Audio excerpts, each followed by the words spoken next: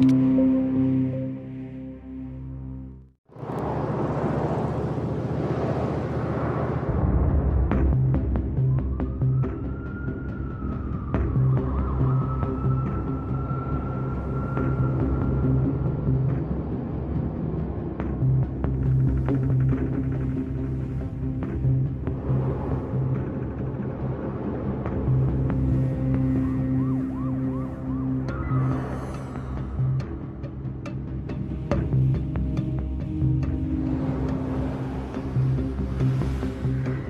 would I sum it up? Fear can be a misleading emotion. What appears frightening on the surface isn't always so when you draw closer. We're often scared of the things we're conditioned to be.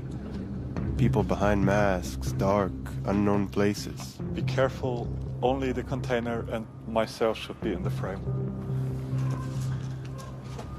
On the face of it, the assignment wasn't all that complicated. Put together 1,500 words about the darknet.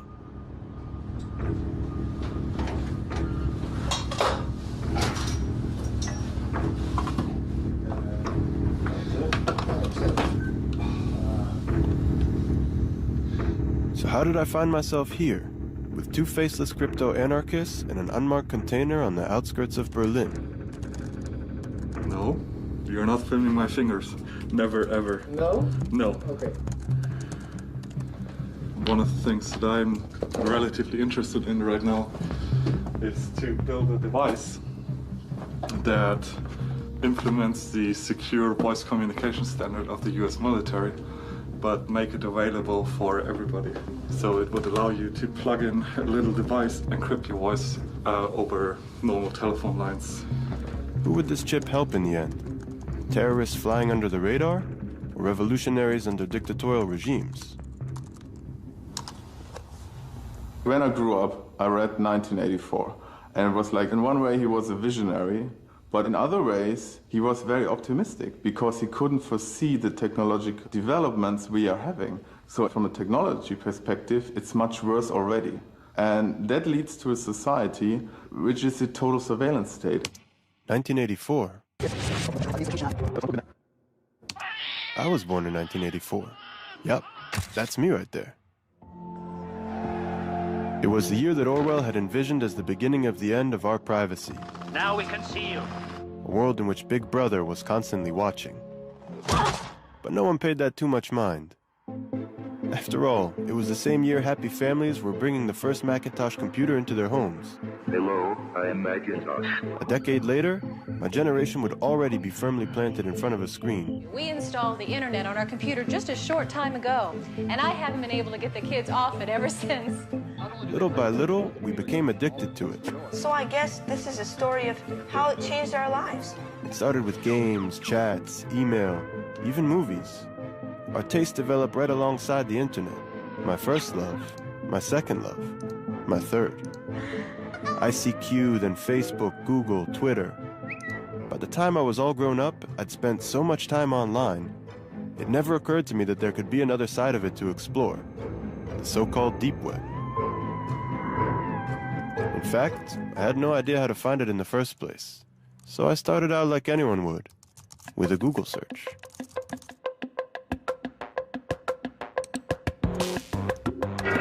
What lurks beneath the surface of the internet? The deep web. What is it exactly? Well, it's kind of a vague term because it's comprised of anything that's just not indexed by search engines. All right, unindexed.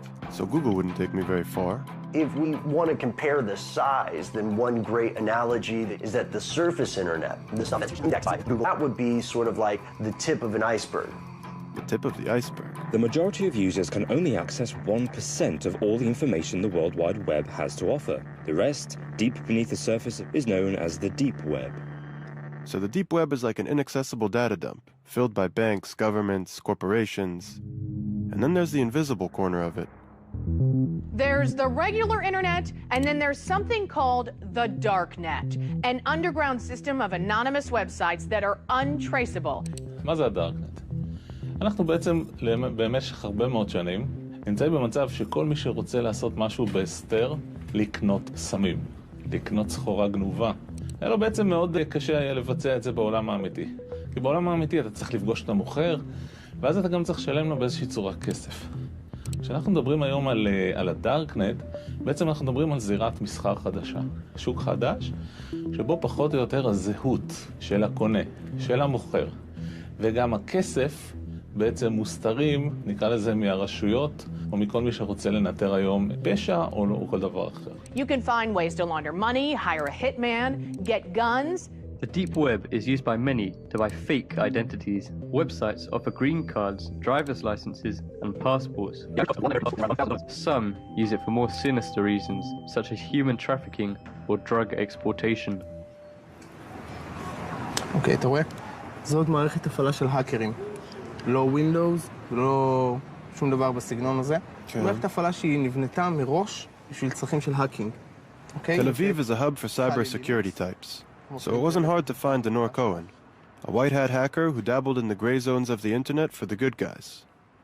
The first thing Denor showed me is how vulnerable and exposed anyone using the open net is. ראית? הנה הסיסמה של הרשת. מדהים, אה?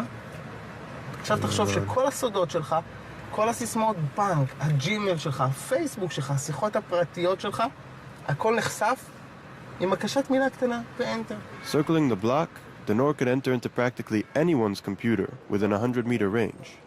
And just as a hacker could intercept my information on the open net, so too the police could use similar tools to monitor crime. תראה, אם אנחנו עכשיו נתקשר על גבי הרשת הרגילה ונתאם עסקת סמים, יש מכשירים שמנטרים אוטומטית הרשת הזאת, אין בעיה של כוח אדם, לבוא להזמין אותך לחקירה מהירה. בדארקנט אין שום דבר שיכול לעצור בן אדם, עם מספיק זמן מלעשות כמעט הכל. אני רוצה שזה יהיה מאוד ברור מה זה דארקנט. אתה בעצם מתקין לעצמך סוג של תוכנה שמסתירה בעצם את הפעילות שלך. Well, you're going to need some software. One of the most popular is called Tor, which originally stood for the Onion Router. The Onion Router. Onion Router. It was made by the U.S. Navy. How does Tor do it? Well, it takes your data and it bounces it around the world over several different data nodes. That way, no person or agency can figure out where the data came from or where the data is going. If you want to keep yourself invisible online, there is absolutely nothing better than Tor. It seemed unbelievable. Under cover of complete anonymity, sitting in the living room between episodes of your favorite show on Netflix, anyone could be pulling off the perfect crime, with no one the wiser. It took seconds to download and Tor was on my desktop. The door to the darknet was wide open.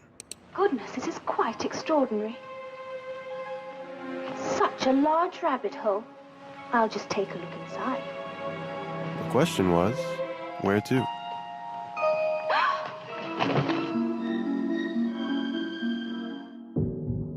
My first stop was the hidden wiki. It didn't look so different than a normal Wikipedia page. Only the content was a little more, well, I don't know. See for yourselves. Drugs. Lots of drugs. Weed, cocaine, heroin, crystal meth. כאשר אנונימיות זה דבר מאוד קשה להשגה, ומאוד מיוחד להשגה, תור זה הדבר הכי קרוב שתקבל, וזה המון.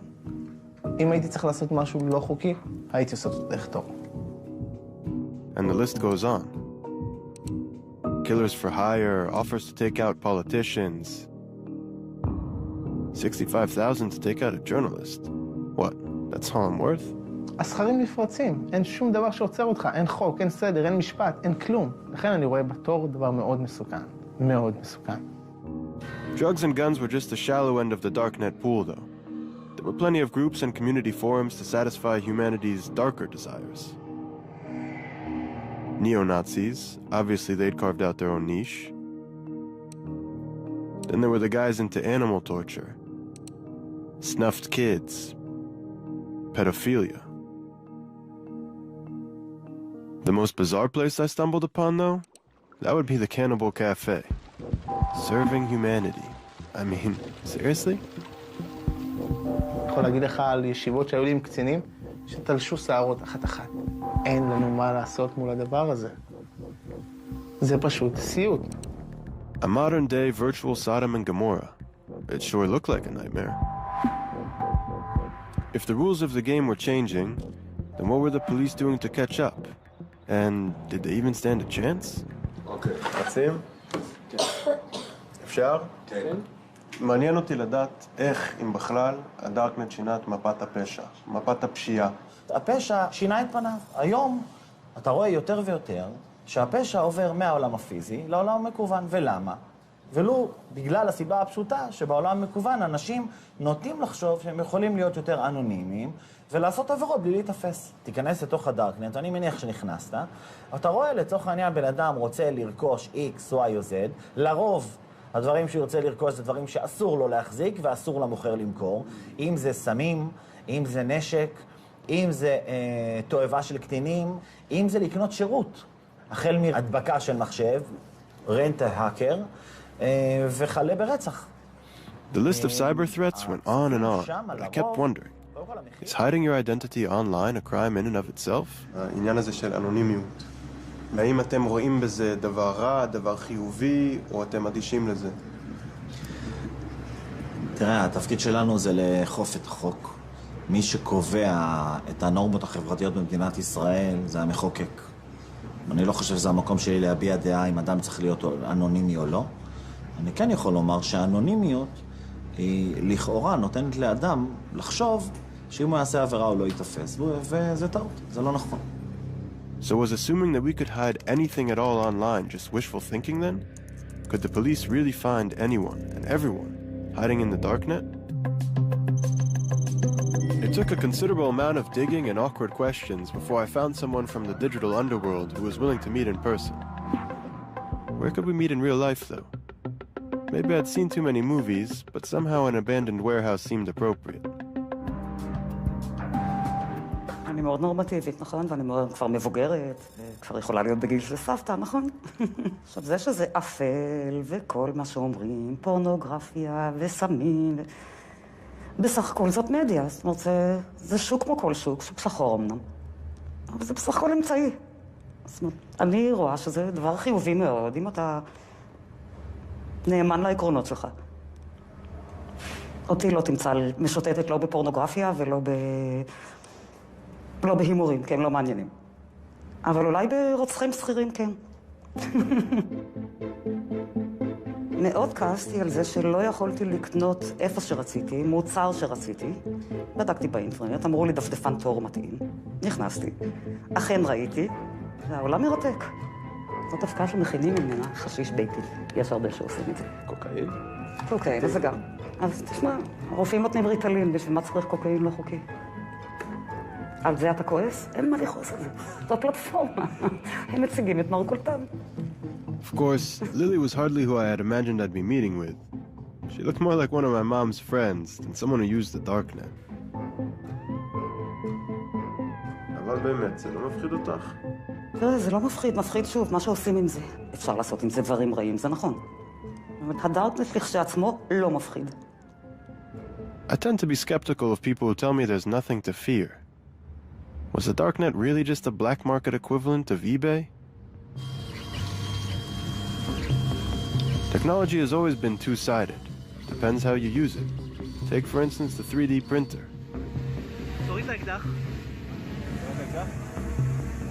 Roit Zana had used one to print a 3D gun, whose model he downloaded from the darknet, and snuck it into a campus rally with one of Israel's biggest politicians.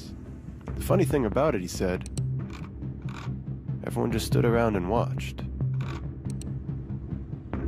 ההתפתחות הדרמטית העיקרית היא זו של ייצור מהיר וייצור אישי, מה שנקרא באנגלית Rapid Manufacturing. אם בעבר היינו מייצרים רק במפעלי ענק עם מכונות שהיו שוות מיליוני דולרים, הרי שהיום בעצם כל בן אדם יכול להחזיק מכשירים כאלו בבית שלו. מדפסת לתמימת שאפשר להדפיס באמצעותה אקדח, יש את זה לאנשים בבית. אבל לא כל בן אדם יכול להדפיס אקדח ככה סתם. הוא צריך להוריד את התרשים מאיפשהו. ומאיפה המידע הזה מגיע? מהדארקנט. כל בן אדם שמוריד את האקדח יכול להסתכל עליו באופן וירטואלי במסך, יכול להחליט להעביר את הפין לפה, את המצרה לכאן, וליצור אקדח שקצת משופר. This is called the lower receiver. This doesn't have a serial number and it doesn't require a background check. ואם הוא מגלה שהוא באמת עשה אקדח יותר טוב, מה הוא יעשה עכשיו? הוא יעלה אותו בחזרה לרשת. This is a ghost gun. מה שאנחנו רואים זו מגמה של desk-killing, הפחתה במיומנות הנדרשת להשגת מטרה מסוימת. אתה רוצה לסנטז אצלך בבית חומרים כימיים שונים? אתה יכול להוריד את התרשים שמסביר למדפסת איזה חומרים לערבב ביחד כדי להביא לתגובה כימית וליצור מורפיום, או ווליום, או מריחואנה, או אבק שריפה, או ציאניד. מתקן יעשה את זה בעצמו בבית. אבל אני רוצה לקחת אותך לכיוון השני. חברות תרופות מוציאות תרופות בעלות אסטרונומית, וחולים לא יכולים להרשות אותם לעצמם.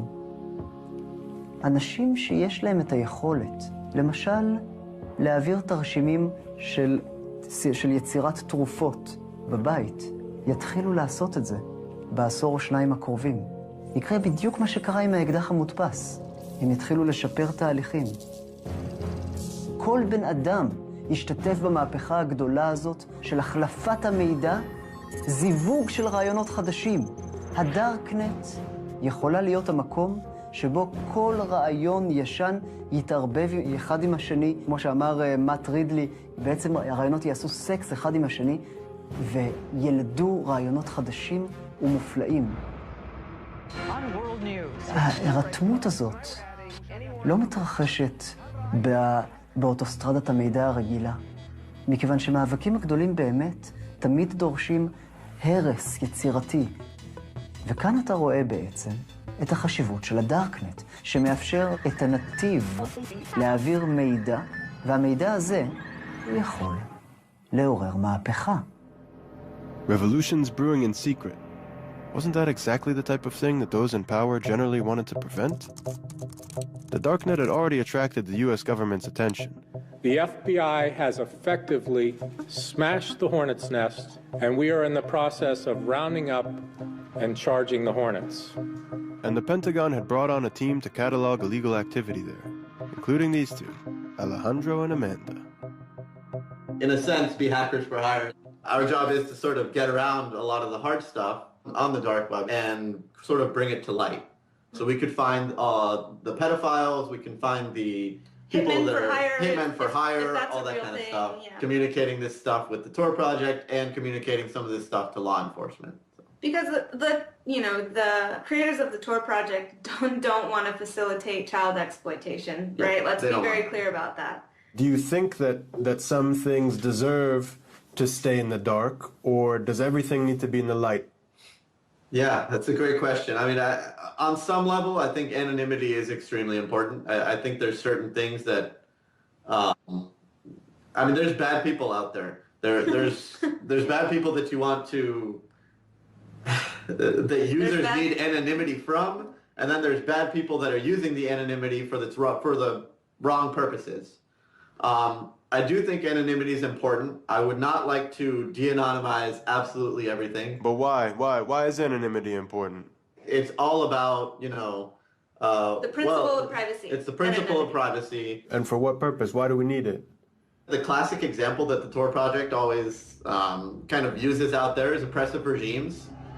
Yeah, and this isn't a theoretical argument. You can look back through history, and whenever you have revolutionary progress, it always starts underground.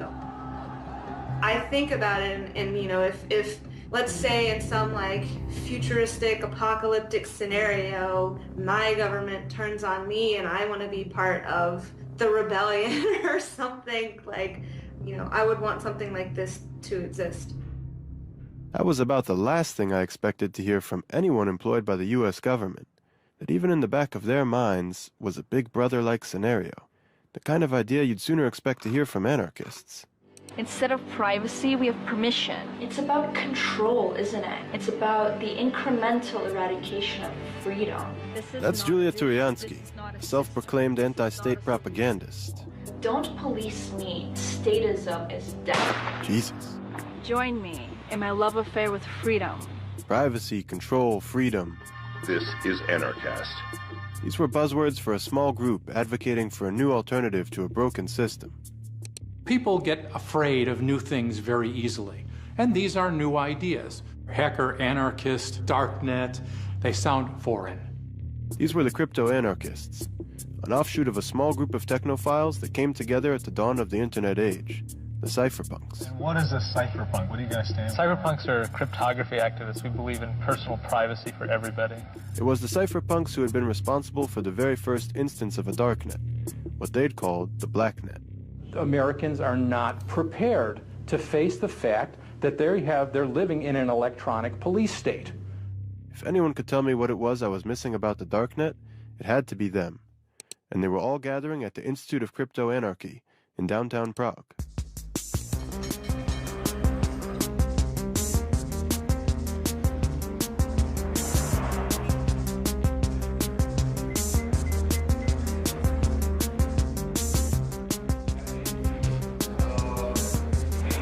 Police represents tools and ways how to protect our freedoms against authoritative tendencies in political and social institutions. I'm sorry, it's limited. Really, we cannot take pictures of the people. Yeah. Stepping into the Hackers Congress, I had felt entirely unsure about what I was about to enter. So unsure, in fact, that I had circled the block before actually going in. And when I finally found a few participants who would speak on camera, it came with certain conditions. Great. Let's go inside.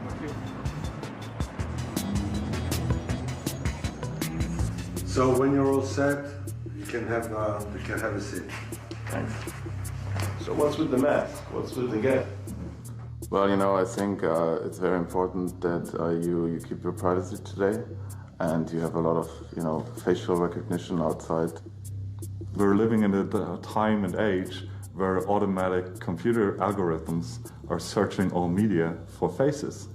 And I don't really want my face to be everywhere I am. If you want to meet me, if you want to see me, come and meet me in person. So I'm not the media guy. So how do you refer to yourself? How do you identify yourself? Well, in this context, call me smuggler. And what does your mom call you?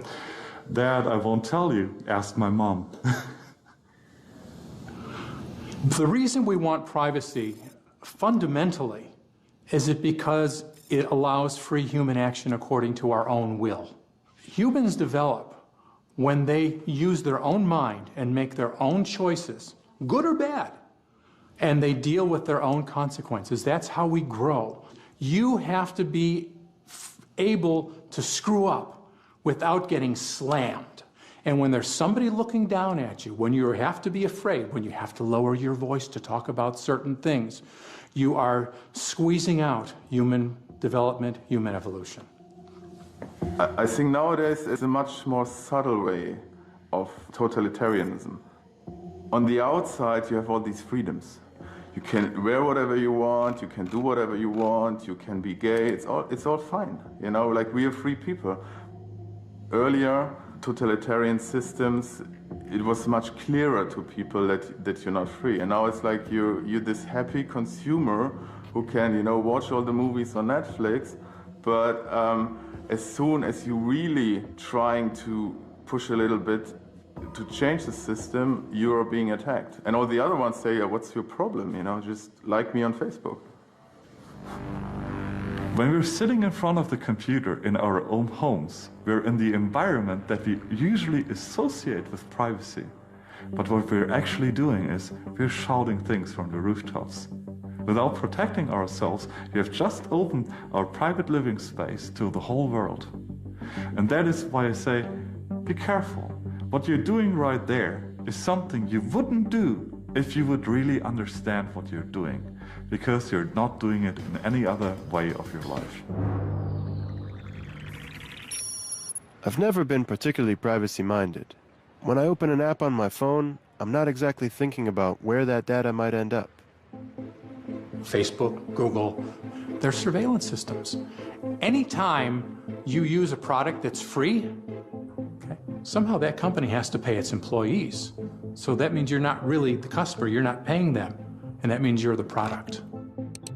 I'm not going to stop using Facebook. I'm not going to stop using Google until they start hunting people down and killing them. The idea that my generation would suddenly stop using social media seemed a little crazy, which is more or less how my friends saw it too. I mean, it is fucked up that you can't just, like, say whatever you want. I guess I've accepted the fact that I'm being tracked. I'm not doing anything illegal, not on the internet. If I have nothing to hide, why should I be afraid? I'm thinking if I have anything to hide. Your privacy is not violated in the moment that somebody takes your pictures and posts them online. Privacy is violated in the moment somebody is interested in your pictures and stores them. That is where the violation happens. Somebody grabbing your data and just storing it because he might want to use it. And it's this threat of a might that we are all subconsciously aware of. Everybody does something wrong. You know, maybe you cheat on your wife, or you were drunk at this party and you have this, ridiculous picture of you, and then they can use that information to either, enforce a law which they didn't enforce before, or they just, blackmail you in public.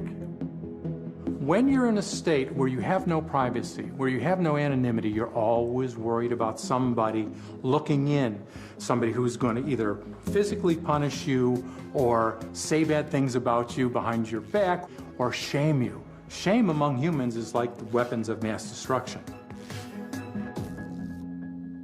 So what is it that we need to do to preserve our freedom? Start wearing masks?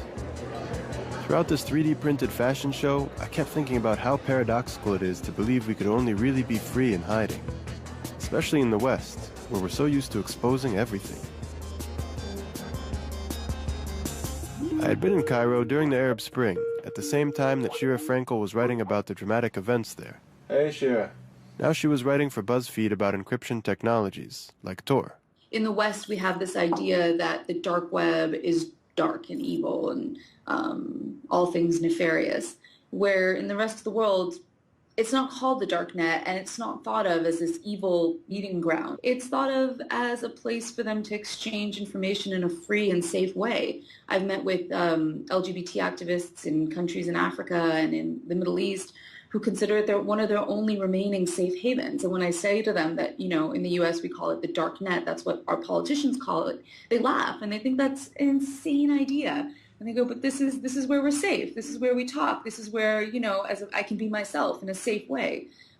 So there are large parts of the world where just being yourself online is enough to get you arrested. So for those people who know that they aren't safe online, that they aren't safe to just send emails or be part of Facebook groups, encrypted technologies could mean can be a lifesaver, actually.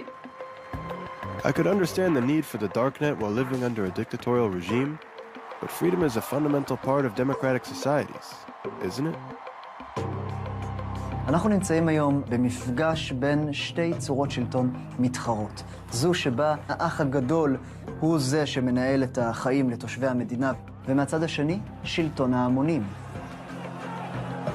השלטון מנסה להבטיח את ביטחון האזרחים ואת הביטחון שלו עצמו.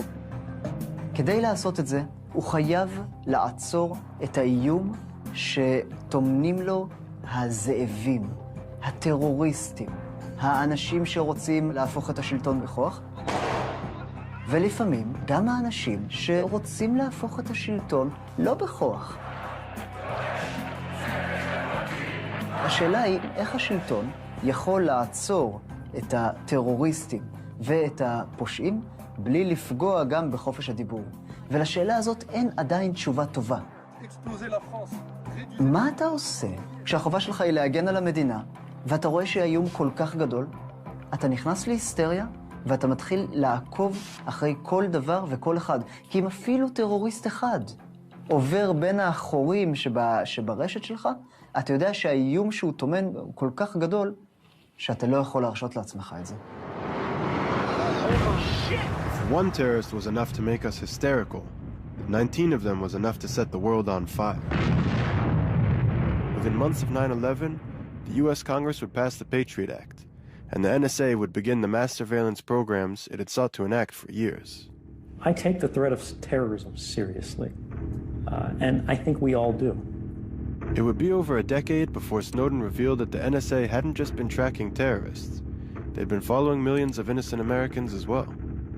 I think it's really disingenuous for the government to justify programs that have never been shown to keep us safe, but cost us liberties and freedoms that we don't need to give up. When I came back to the US and I spoke to people about the Snowden files, a lot of them sort of shrugged their shoulders and were like, well, what do you expect? Of course the government's doing this. Of course the government's monitoring us in these, X, Y, and Z ways. And so I thought that was interesting, that on the one hand, here were these files, this cache of documents that was going to reveal in an unprecedented way what the government was doing to spy on us. And at the same time, here were Americans shrugging their shoulders and being like, so what? They say they want the information because it's good for you. Well, there's a problem with that. Number one is that they just collect everything they can and get everything they can because they can, and because, to be honest, if you're in government, if you're doing that type of work, the odds are very high that you have sort of a control bias psychologically. They like control. They want to think everything, if something bad could happen if we don't control that. Well, something bad could always happen. So when you take that as a standard, there's no end.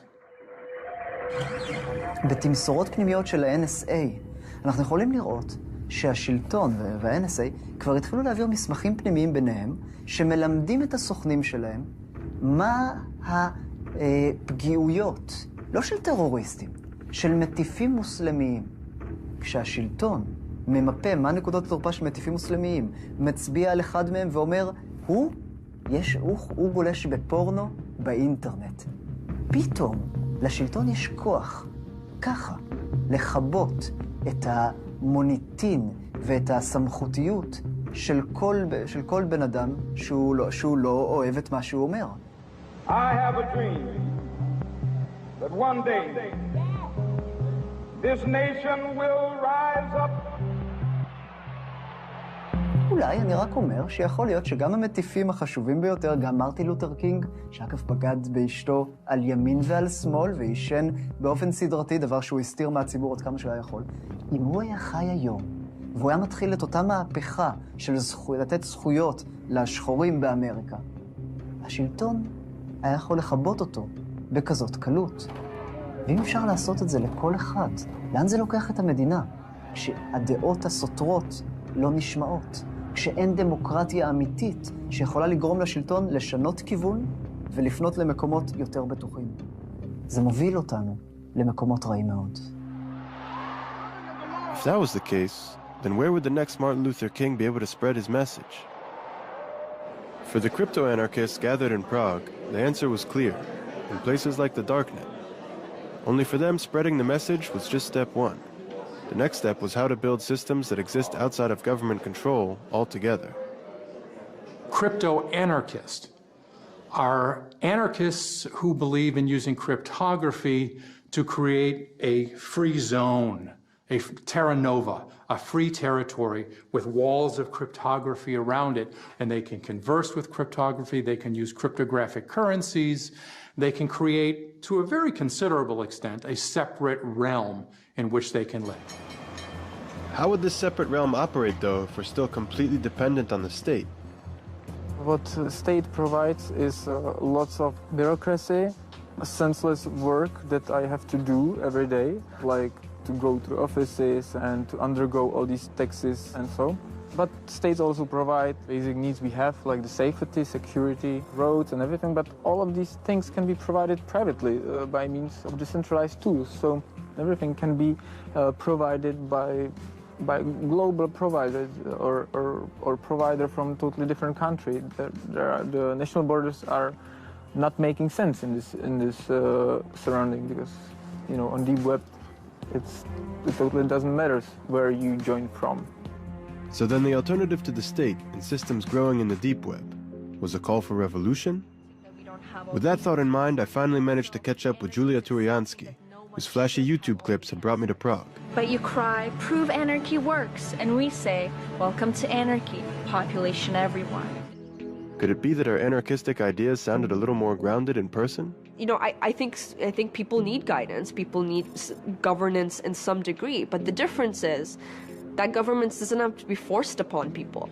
As long as you can opt out and leave, then that's morally, it's morally in line with an anarchist philosophy.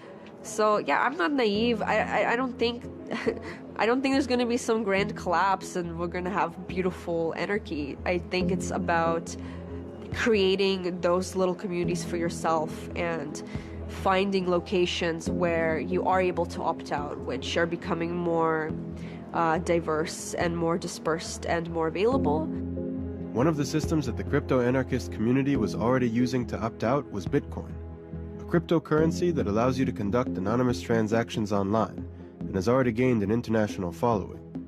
Once you've got virtual currency, it's not too far of a leap to start creating virtual states. Yesterday there was a lecture about BitNation, which is a project that shows that the blockchain technology can be used for services that are usually provided only by governments and states. BitNation is creating a new world where thousands or millions of nations actually compete for customers by offering better services. It's a world where everyone can choose. BitNation is a nation, which means connecting people who share familiar, similar values, etc., together without a state, right? So I would call BitNation a stateless state. If you dissociate governance with territory, you don't need to fear for your own governance principles. Alongside the stateless state would come online crypto markets for everyday goods. Essentially the family-friendly version of what I'd already seen on the darknet.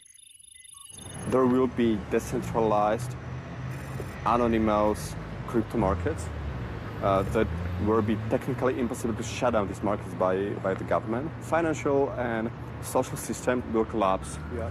There is no rational approach how social system can survive, especially if you have so many old people and only few young, productive people. So I think the government social system will collapse. So this can be a good point to switch to something completely new. Government collapse, parallel systems to replace them. The crypto-anarchists traced it all back to the cypherpunks and what they'd written in 1988. You look at the cypherpunks and the things they were writing before the technology was there, and now the technology is here. I mean, how happy are they? Like, they were right. Reading their writings felt like reading some sort of sci-fi prophecy. Privacy is necessary for an open society in the electronic age. Everything that they said would happen almost 30 years ago was actually happening in the here and now. Bitcoin, building anonymous systems with electronic money. WikiLeaks, crypto-anarchy will allow national secrets to be traded freely. The darknet, systems which allow anonymous transactions to take place. Crypto markets, an anonymous computerized market will allow illicit and stolen materials to be traded. They even predicted the way that governments would respond to these developments. The state will try to slow the spread of this technology, citing national security concerns. Whenever somebody does something that protects the privacy of an individual, sooner or later, the government and the government media will take out one of those cards and say, this is bad because terrorist, or this is bad because drugs. Those things are actually bad. You know, yeah, it is bad to be a terrorist, but what the government really does there, or the opponents of privacy really do there, they play on our emotional piano. Okay, let's see. WikiLeaks, U.S. government. The United States strongly condemns the illegal disclosure of classified information. It threatens our national security. If this becomes a standard currency, it could radically and dramatically transform the role of central banks. A few years ago, we learned of an underground website called Silk Road. Our push for increased funding aimed at fighting cyber drug dealers. The Silk Road had been synonymous with the darknet. Until the US government shut it down, it had been the largest market of its kind, moving $1.2 billion in product, mostly drugs. The biggest criminal trial in the history of the internet is over this morning. The mastermind of the Silk Road website was sentenced to life in prison without parole. For the crypto-anarchists I met in Prague, Ross Ulbricht wasn't some sort of drug kingpin. Instead, he was the most visible victim of the government's efforts to kill off the darknet crypto markets by making an example out of him. If you look at the history of cypherpunk crypto-anarchy, that's actually one of the first real-world examples of a counter-economy in operation, and it was hugely successful. You had a darknet market, you had some form of anonymization, you had some form of digital anonymous currency, and it became very big very quickly. And that's basically where the explosive power of something like Silk Road lies, and I think that's why the state realized it is actually threatening. Silk Road was threatening the status quo. It was threatening the power of the state. Now imagine that would exist not just for drugs, but it would exist for food. It would exist for energy. If every good on the planet is reasonably priced, available on the black market, the state loses most of its income, most of his ability to regulate, most of his ability to actually favor certain companies, and then what would happen? It will lose its power. I want governments to be away, if that's my option. If I had the red button that says all governments, all states, all involuntary organizations disappear right now, I would hit the button right now. No states, no central governments or banks. What would happen if we pushed the red button? Absolute chaos? Or a new beginning? I left Prague feeling like I was coming back from the future. Only a rude awakening was waiting for me in the present.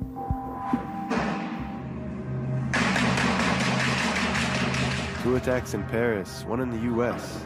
Oh my gosh. Downed plane in Egypt. Didn't we need stronger protections against these guys, even if it meant sacrificing some privacy? You can't have 100% security and also then have 100% privacy and zero inconvenience. We're going to have to make some choices. I was just in Washington a couple months ago, and I was speaking to a lot of politicians, and this is just following the horrific attacks that happened in Paris and just before the attacks that happened in San Bernardino in California. And a lot of the politicians were saying, you know, the darknet's to blame, Tor's to blame, and crypto technologies are to blame.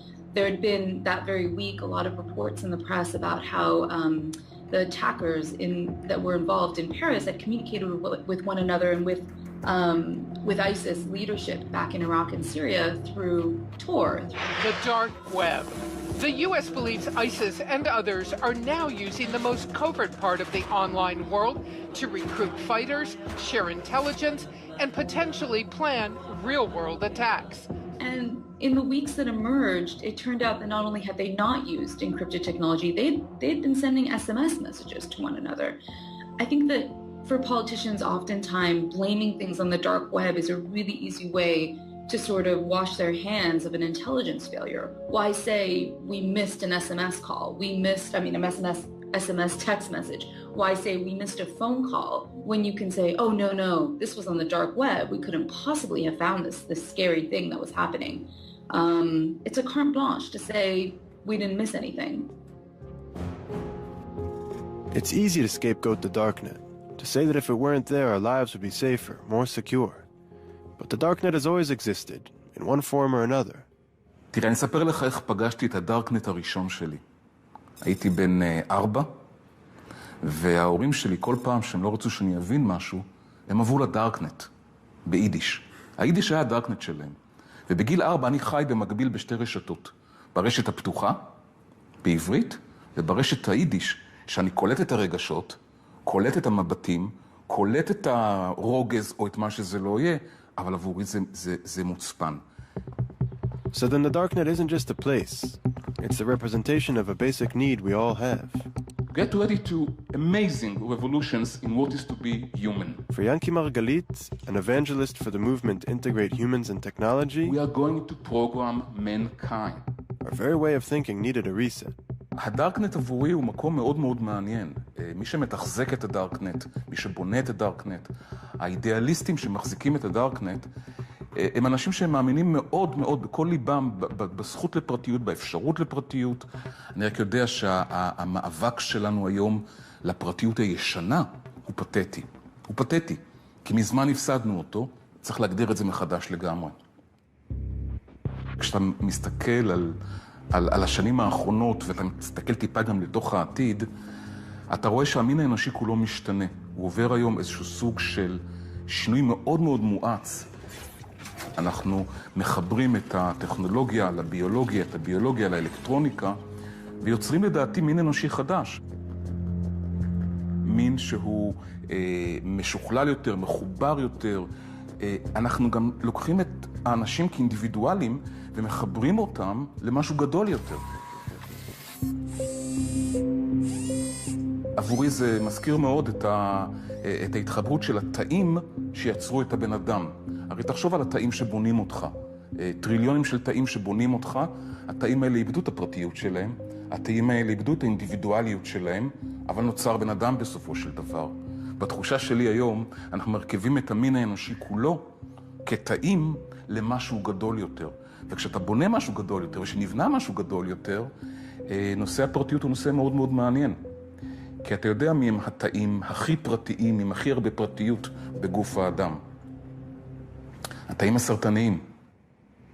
Is that it then? Privacy isn't just dead, it's cancerous? Maybe.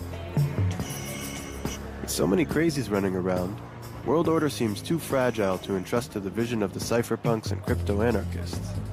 Especially those unwilling to show their faces. No. I was ready to end my piece there, but then Smuggler came back out of the shadows. In a private IRC chat, he took a fairly big leap for a privacy extremist. He told me I should come for a visit.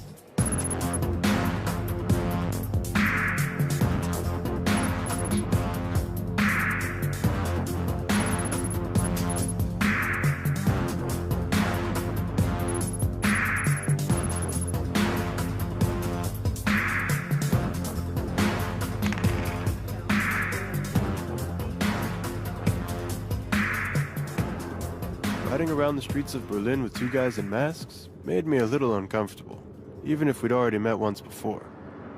What must have been going through the taxi driver's head? Think about it, like psychologically, why you were nervous. And I mean, look at you, okay? But fear can be a misleading emotion. What was I supposed to be afraid of, really? The cancerous cells? Or giving up our privacy and individuality to become one big organism? You can't make all people work the same ways. And we see that in nature as well. Farming, for example, you know, if you're using all the same methods, all the same crop, all the time, sooner or later, your farming operation will break down because reality depends on diversity to become stable. Cut off camera here. Yeah.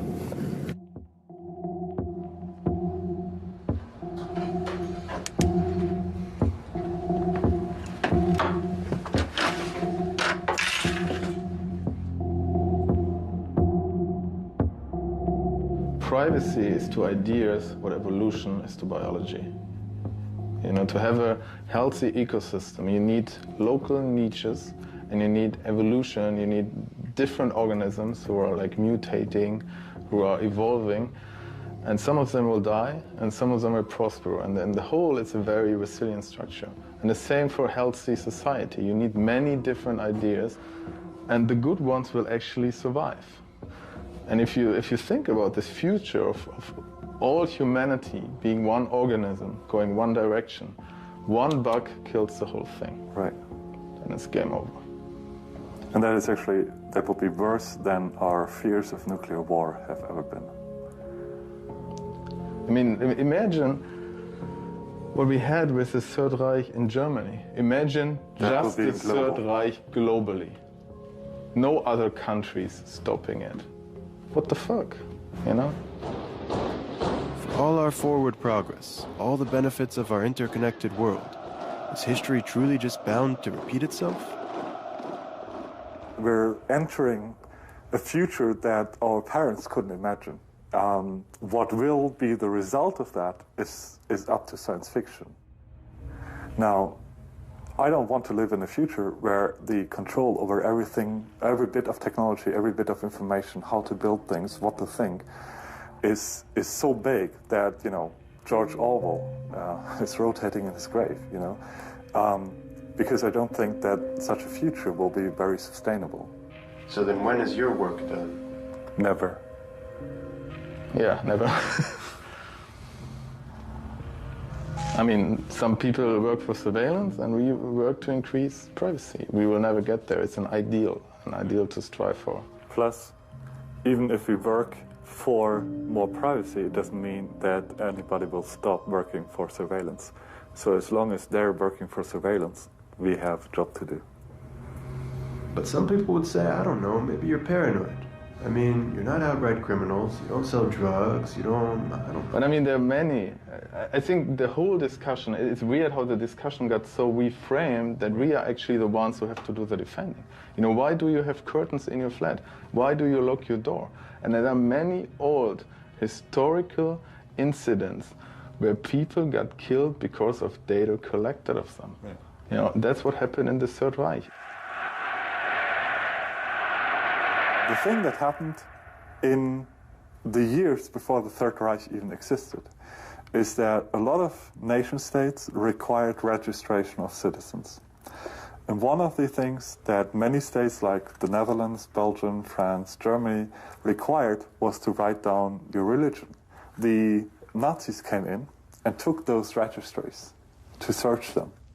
Right. So when Germany invaded other countries, they would just have to go look there, up the register, look for the registers, and kill the people with the wrong religion. Right. You know, they didn't know that might be a problem in 10 years.